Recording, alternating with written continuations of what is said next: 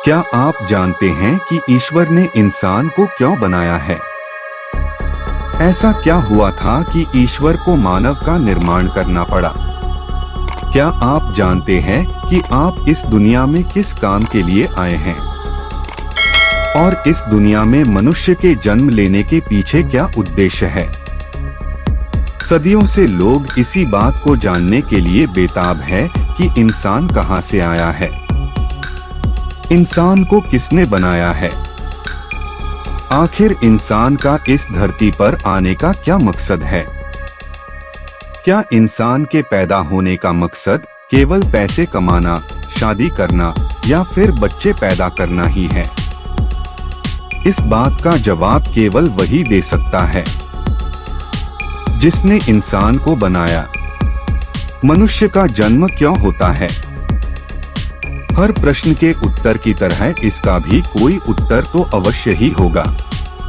इस प्रश्न पर विचार करने पर जन्म का साक्षात कारण माता पिता का होना दिखाई देता है। माता पिता में कुछ प्राकृतिक वासनाएं व इच्छाएं होती हैं। कृष्ण ने अपनी धर्मपत्नी रुक्मिणी से एक संवाद में पूछा कि विवाह क्यों किया जाता है। रुक्मिणी ने इसका उत्तर देते हुए कहा कि संतान की प्राप्ति की कामना से विवाह किया जाता है। स्वाभाविक है कि विवाह नहीं होगा तो संतान नहीं होगी, और यदि सभी मनुष्य विवाह न करने का निश्चय कर लें तो यह सारा संसार मनुष्यों से विहीन हो जाएगा। संतान माता पिता से उत्पन्न तो अवश्य होती है, परंतु माता के गर्भ में संतान का निर्माण माता पिता नहीं कर सकते। वह कुछ प्राकृतिक नियमों के अनुसार ही होता है। यह सिद्ध नियम है कि कोई भी रचना किसी रचिता के द्वारा ही होती है। रचनाकार हमेशा एक चेतन तत्व होता है। मनुष्य की आत्मा भी एक चेतन तत्व है। यदि आत्मा है तो मनुष्य है, और यदि शरीर में आत्मा न हो तो शरीर का कुछ भी मूल्य नहीं रहता। चेतन जीवात्मा ही शरीर को साधन के रूप में प्रयोग करके अनेक प्रकार के कर्म कर रचना के कार्य करता है। कुछ रचनाएं मनुष्य कर सकता है और कुछ नहीं। मनुष्य मिट्टी व पत्थर का उपयोग करके अपने लिए इच्छित आवास बना सकता है। यह पौरुषेय रचना है। परमात्मा को यह संसार बनाने व प्राणियों को जन्म देने की आवश्यकता क्यों पड़ी? ईश्वर का स्वरूप ऐसा है कि वह अनादि काल से सृष्टि की रचना करता आया है। उसने इस सृष्टि से पूर्व असंख्य बार इसी प्रकार की सृष्टि की रचना करके उसका सफलता पूर्वक संचालन किया है। अपने उसी स्वभाव व अन्य गुणों व सामर्थ्य के कारण उसने इस कल्प में भी इस सृष्टि को रचा है तथा उसका पालन व संचालन कर रहा है। जीवात्मा सृष्टि की रचना व संचालन नहीं कर सकते और न ही स्वयं इच्छानुसार जन्म ले सकते हैं। ईश्वर जीव आत्माओं को पूर्व जन्मों में किए गए कर्मों के अनुसार फल देता है।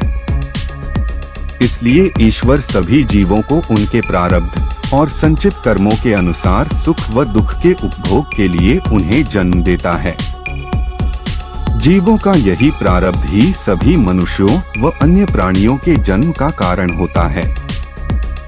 ईश्वर ने पति पत्नी में संतान उत्पन्न करने की भावना या वासना उत्पन्न की हुई है। इसी से यह संतान को जन्म देते हैं, परंतु संतान के शरीर व उसके सभी अवयवों को केवल परमात्मा ही बनाता है। मनुष्य जीवन का उद्देश्य क्या है? पहला उद्देश्य तो प्रारब्ध का भोग है। इसके अतिरिक्त मनुष्य योनि कर्म का फल है जो हमारे लिए प्रत्यक्ष है। जीवन में आने वाले कष्टों को अपने पूर्व कर्मों का भोग मानकर यदि हम प्रसन्नता पूर्वक सहते हैं तो इससे हमारे पूर्व के अशुभ कर्मों का भोग हो जाता है।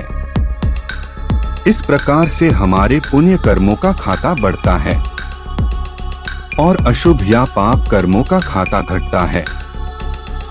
इससे हमारा प्रारब्ध बनता है और इस जन्म व पूर्व जन्म में उन्नति अर्थात उच्च योनि में जन्म का प्राप्त होना निश्चित होता है। मनुष्य योनि में हमारे सामने एक विकल्प और भी है। वह यह है कि हम सृष्टि व सृष्टिकर्ता को जानकर ईश्वर की स्तुति में भी पर्याप्त समय व्यतीत करें। साथ ही साथ ईश्वर ज्ञान वेद और वैदिक साहित्य का भी अध्ययन करें। ईश्वर की उपासना का कार्य यदि ज्ञान और बुद्धि हो तो इससे भी हमारा प्रारब्ध बनता है। इससे ईश्वर से मित्रता व निकटता हो जाती है, जिससे जीवात्मा के गुण कर्म व स्वभाव का सुधार होता है। निरंतर स्तुति प्रार्थना उपासना व अन्य सभी वैदिक कर्मों को करके हम आत्मा की उन्नति को प्राप्त होते जाते हैं। उपासना का परिणाम ईश्वर के ज्ञान में निरंतर वृद्धि से ईश्वर की निकटता बढ़ती जाती है। उपासना का परिणाम समाधि होता है, जिसमें ईश्वर का साक्षात्कार होता है। इस अवस्था में ईश्वर अपने वास्तविक स्वरूप को उपासक के सम्मुख प्रस्तुत करता है, जिससे उपासक कृत्य हो जाता है। शास्त्रों में उदाहरण मिलते हैं कि एक पतिव्रता स्त्री जिस प्रकार अपने स्वरूप को अपने पति पर प्रकाशित करती है, वैसा ही ईश्वर अपने उपासक पर असंप्रज्ञात समाधि में अपने स्वरूप का प्रकाश कर निभृतांत ज्ञान कराता है। इस अवस्था को प्राप्त होने के बाद उस उपासक को कुछ भी पाना शेष नहीं रह जाता। इस अवस्था का परिणाम मोक्ष की प्राप्ति होता है। इसका अर्थ है कि मनुष्य जन्म व मरण के चक्र से छूटकर मोक्ष को प्राप्त होता है। यह मोक्ष 31 नील 10 खरब 40 अरब वर्षों की अवधि का है, जिसमें जीवात्मा बिना किसी योनि में जन्म लिए ईश्वर के सानिध्य में रहकर असीम सुखों का भोग करती है। इसका विस्तृत विवरण सत्यार्थ प्रकाश आदि ग्रंथों में बताया गया है, जो सभी मनुष्य के लिए अवश्य में पठनीय है। इससे मनुष्य जन्म का उद्देश्य वैदिक कर्मों को करके मुक्ति प्राप्त करना भी सिद्ध होता है।